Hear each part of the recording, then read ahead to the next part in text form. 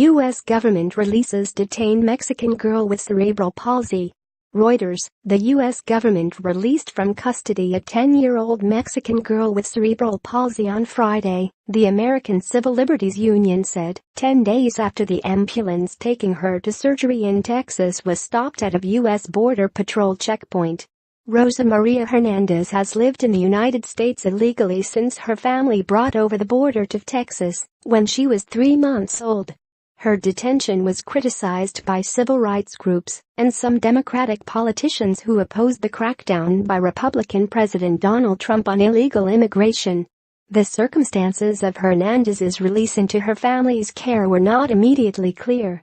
It came 3 days after the AFCLU sued the U.S. government, saying the government arrested the child without a necessary warrant and was violating her rights, in part by denying her doctor's orders for follow-up appointments in the days after the surgery. The U.S. Department of Health and Human Services, which took over custody of Hernandez after she was detained by immigration officials, said in a statement it could not comment on individual cases, but that it treats each child with the utmost care.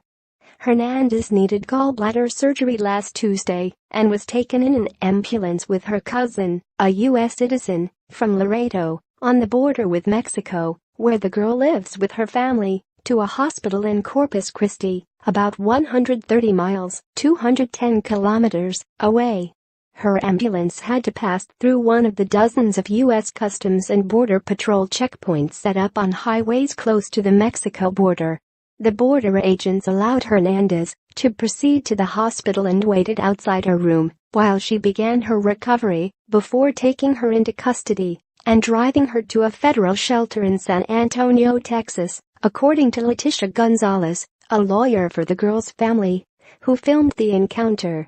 The U.S. Department of Homeland Security and the Department of Health declined to say if Hernandez or her family would have to meet with immigration officials again or have their case brought to court.